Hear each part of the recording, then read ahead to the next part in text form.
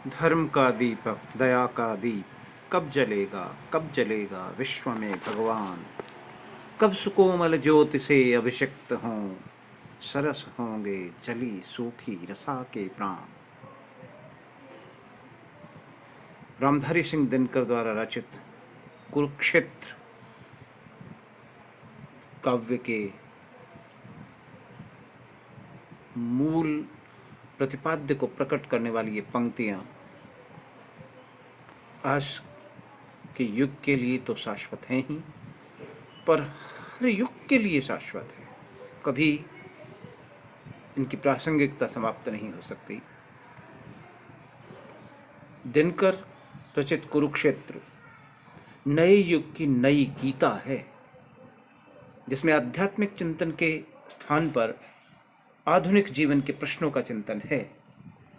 इसमें मुख्य प्रश्न युद्ध एवं शांति का है।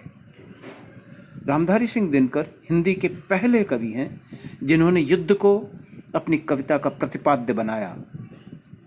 उसके मूल कारणों तथा पक्ष विपक्ष का विश्लेषण करके उससे उत्पन्न समस्याओं तथा उनके समाधानों की ओर इंगित किया।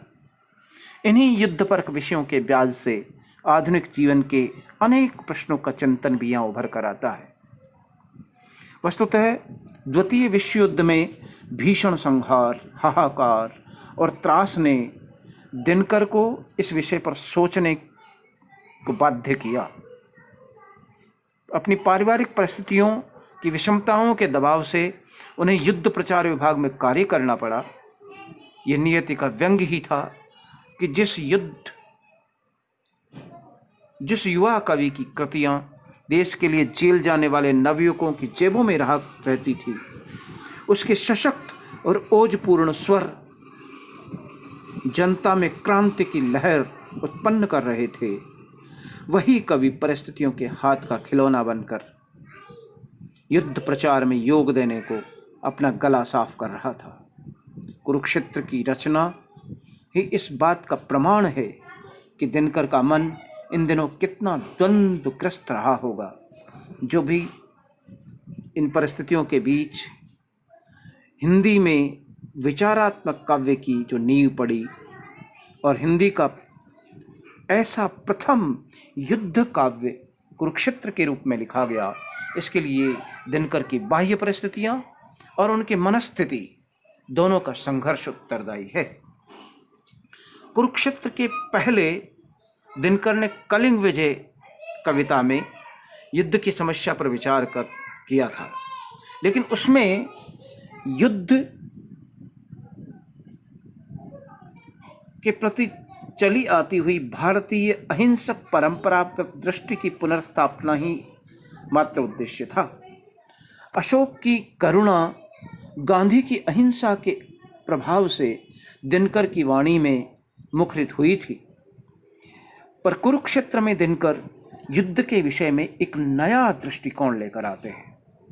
भले ही भारतीय और पाश्चात्य धारणाएं इसकी पार्श्वभूमि और पृष्ठभूमि के रूप में रही हों, लेकिन स्थापनाएं और संदेश उनके अपने हैं और वे इतने व्यावहारिक और सार्वभौम तथा संपूर्ण हैं कि आज जब हमारे देश में युद्ध के बादल घिरे हुए हैं, कुरुक्षेत्र की एक एक उक्ति सार्थक जान पड़ती है।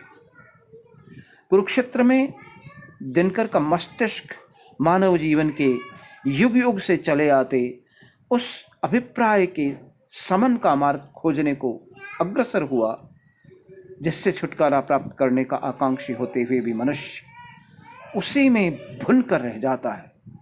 युद्ध मानव सभ्यता का एक अभिन्न अंग बन गया है। दिनकर अहिंसा को साध्य मानते हुए भी हिंसा को कभी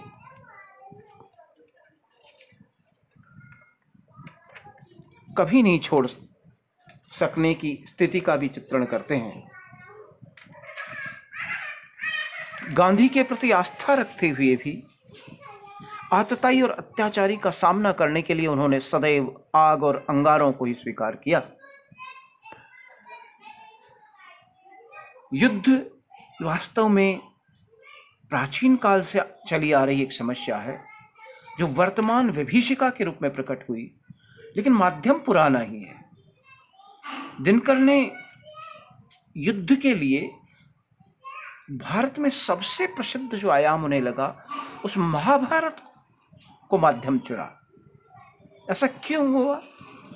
इसके संदर्भ को देखें तो द्वितीय विश्व युद्ध जिसके आसपास में कुरुक्षेत्र की रचना हुई है, उसके समय भारत पराधीनता के कारण युद्ध के प्रति न तो भावात्मक सहानुभूति ही रख पाता था और न बौद्धिक रूप से। अंग्रेजों की प्रवंचनकारी दमन नीति के कारण तानाशाही शक्तियों, जर्मनी से लड़ने वाली प्रजातांत्रिक शक्तियों जैसे इंग्लैंड के विरुद्ध भारत में विरोधी और विद्रोही वातावरण उत्पन्न कर दिया था। अंग्रेज हमारे पहले शत्रु थे